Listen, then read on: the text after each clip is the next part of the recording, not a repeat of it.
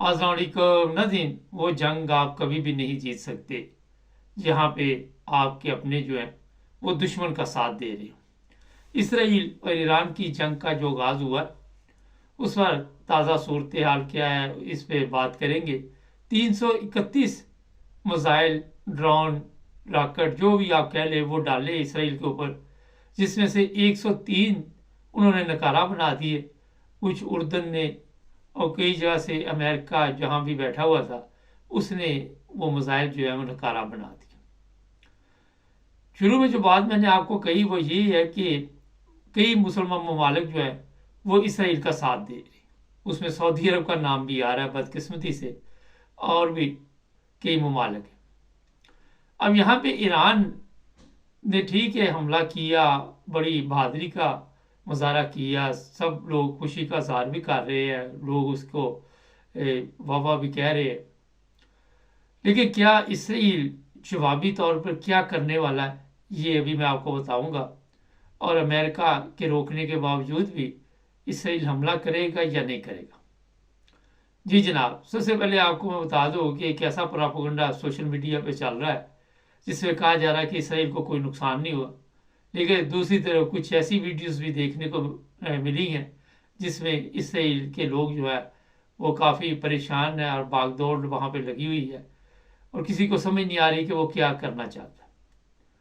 اگر 331 ڈرون یا میزائل ڈالیں گے تو 103 نکارہ ہوئے، اگر اس کے باوجود بھی کچھ ایسی جگہ پہ بھی گرے جہاں کوئی نقصان نہیں ہوا، لیکن ایران کا یہ کہہ رہا تھا کہ میں کسی قسم کا جانی نقصان نہیں چاہتا، میں ان کے وہ جو اڈے ہیں جہاں سے یہ ظلم کی داستان شروع ہوتی ہے، جہاں سے فلسطینیوں پہ ظلم ڈھائے جاتے ہیں، وہاں پہ میں نقصان پہنچانا چاہتا ہوں، ان کو تباہ کرنا چاہتا ہوں۔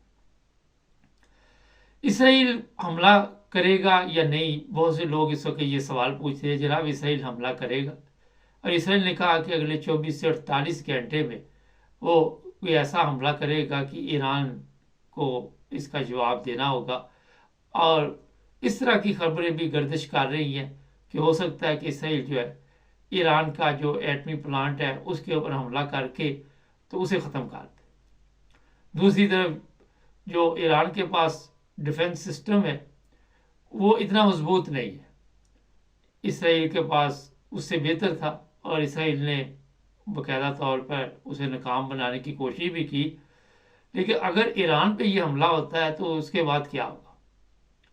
دیکھیے یہ میں آپ کو بتا دوں کہ ایران نے ابھی صرف ایک ٹیسٹ کھیلا ہے اور چیک کیا ہے کہ اسرائیل کے پاس کس طرح کا سسٹم ہے، اس طرح کے حملے جو ہم اگر کریں تو روکنے کے لیے، اس سے پھر اندازہ ہو جاتا ہے کہ دشمن کے پاس کتنی طاقت ہے۔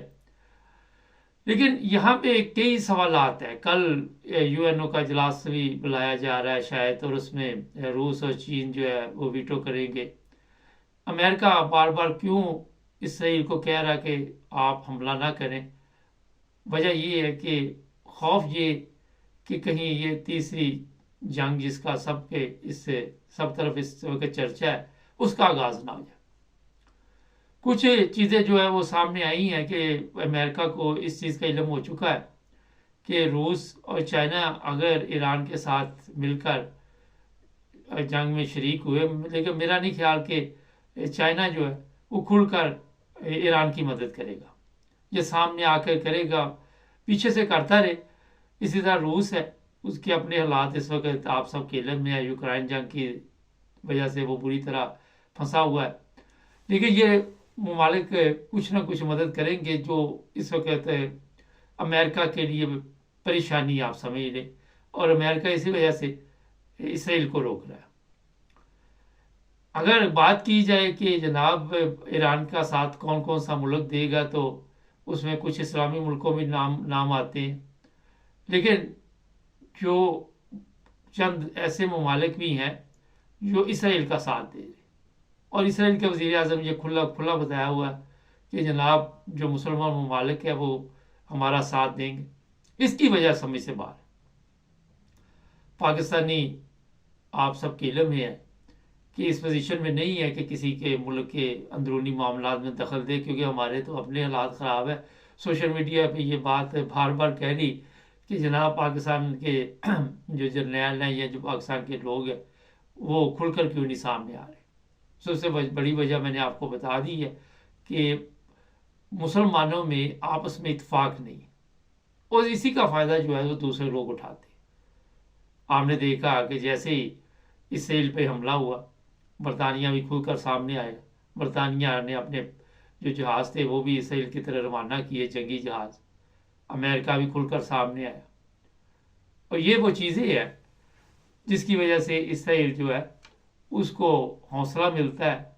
लेकिन दूसरी तरफ ईरान, उसके लिए किसी मुसलमान मुल्क ने खुलकर हमायत नहीं की। हमास ने बड़ा उन्होंने कहा कि हम लड़ेंगे, और वो ईरान के असले के ऊपर ही लड़ते हैं। सारा असला जो है वो ईरान से ही वहाँ पे जाता है।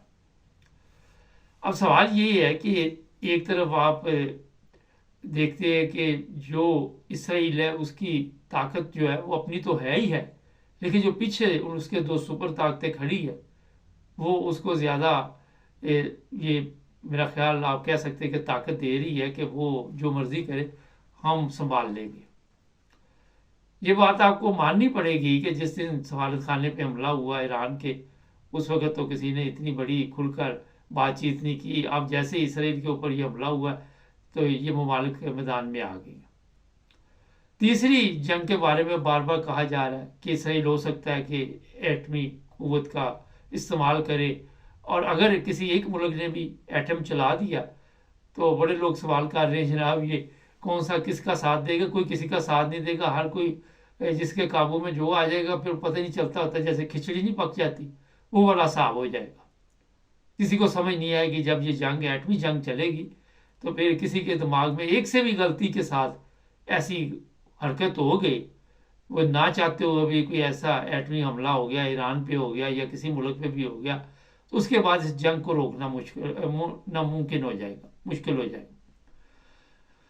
इसराइल के अंदर तबाही ज़ाहिर है, इतनी मिसाइल गिरे हैं, इतने वो गिरे हैं, ड्रोन कुछ ना कुछ तो हुई है। इसकी तस्वीरें आपको मेरा ख्याल जल्द सामने आ जाएंगी। अभी तक कुछ ऐसी तस्वीरें सामने आ रही हैं जिस पर आप ये भी कह सकते कि कुछ फेक भी बनाई गई हैं और कोई असली भी हो सकती है, इसलिए अभी अंदाज़ा करना बड़ा मुश्किल हो रहा है। ये बड़ा खबर पक्की है कि इसराइल में इस वक्त भागदौड़ लगी हुई है, एयरपोर्ट भी दिखाए गए, अब बेसिक दिखाई जा रही है, और भी चीज़ें इसराइल खुद वीडियो जारी करा के ये देखिए ईरान ने यहाँ पे हमला किया था, हम बिल्कुल महफूज है। हो सकता है ये पहले की बनाई हो वीडियोस वगैरह, क्योंकि इनको पता था कि इस तरह का हमला होना, और फिर अगर इस तरह हमला किया गया और एयरबेस वगैरह जो भी अगर बर्बाद कर दी जाए तो उसके बाद वीडियो बनाना मुश्किल हो जाएगा। तो बेहतर है कि ये पैगाम दिया जाए कि हम बिल्कुल ठीक ठाक हैं।